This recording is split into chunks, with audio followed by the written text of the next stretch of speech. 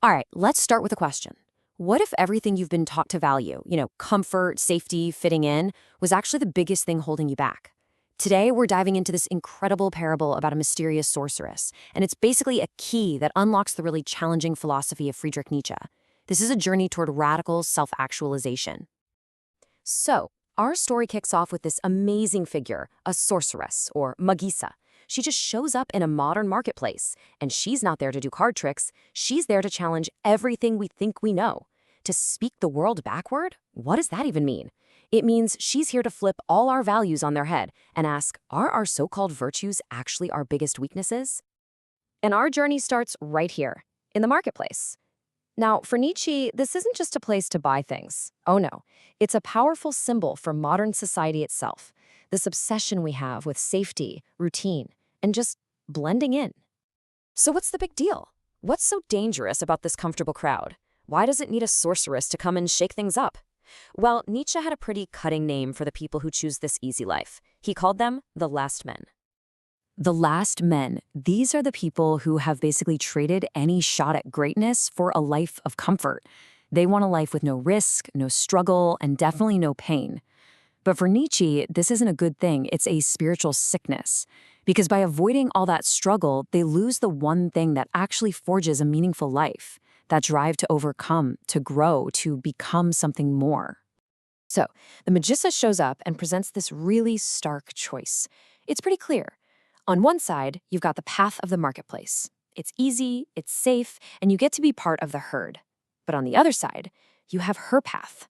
And yeah, it's difficult, it's probably dangerous, but it's the only one that leads to true, authentic self-creation. Okay, so how do you actually begin to leave that comfortable marketplace? Nietzsche doesn't just point out the problem, he gives us a roadmap, a really powerful three-stage transformation of the human spirit. This whole journey of the spirit happens in three phases. First, you're the camel, then you become the lion, and finally, you become the child. Each one of these transformations is absolutely essential. You can't skip steps on this path if you really want to become the creator of your own world. First up, the spirit has to become a camel. Now, the camel is strong, it's respectful, it literally kneels down to take on the heaviest burdens it can find. All the duties, the traditions, the morals that society hands down. And this isn't a sign of weakness, it's a necessary apprenticeship. You have to learn the rules before you can even think about breaking them. But then, out in the loneliest desert, that camel has to transform into a lion. The lion is a pure rebel. It stands up to this massive dragon called Thou Shalt, which is basically the embodiment of all those traditions, and it roars back, I will. The lion's job isn't to build anything new. Its sacred duty is to destroy the old values to win its own freedom. And only from that freedom won by the lion can the spirit finally become a child. The child is all about innocence, a totally fresh start. It's a sacred yes to life itself. It doesn't need to fight anymore, it just creates. Like a wheel rolling from its own center, the child starts building new values, new worlds, and does it all through the act of play. So what is the Magissa's magic, really? What's the engine driving this incredible transformation? Well, it's not a spell or some kind of potion. It's a force that exists inside all of us, a tension between two really fundamental drives in the human soul. These two forces are the Apollonian and the Dionysian. The Apollonian, that's our desire for order, for logic, for beautiful illusions, all the comfortable structures that make life feel coherent. But the Magissa, she wields the Dionysian hammer. That's the force of chaos, of passion, the thing that shatters those pretty illusions to show you the raw, wilder truth underneath. And this drive, this combination of order and chaos, is what Nietzsche famously called the will to power. Now, it is absolutely crucial to get this right. This is not about dominating other people. It's about self-mastery. It's that fundamental creative impulse inside you to overcome obstacles, to grow stronger, and to fully realize your own potential. To, as he put it, become who you are. So what's the final destination of this lonely, dangerous journey? If the old values and the old gods are gone, what's left? Well, the goal is to become your own source of light, your own source of meaning, in a universe where the old lights have gone out. This is what Nietzsche called the Übermensch, or the overman. This is the individual who has actually completed all three metamorphoses. They don't look to other people for their morality or their purpose. They've overcome themselves, they've rejected the comfort of the herd, and now they create their own sun, their own values to light up their world.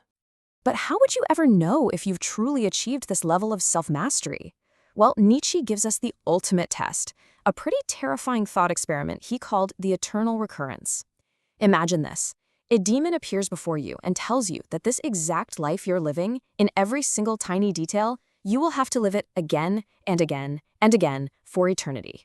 So the question is, would you collapse in despair, or would you look at that demon and say, "You are a god, and never have I heard anything more divine"?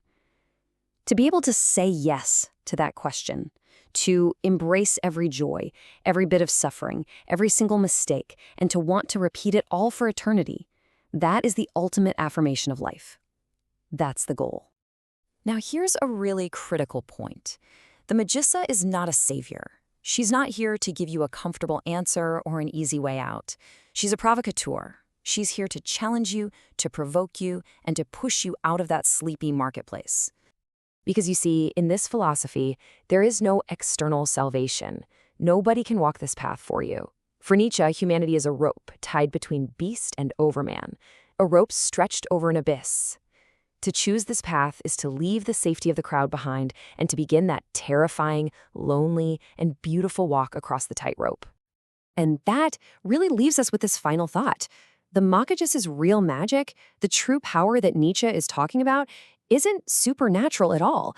It's the courage to stop repeating the words of others, to stop living in a world of echoes, and to finally invent your own language, your own values, and your own meaning.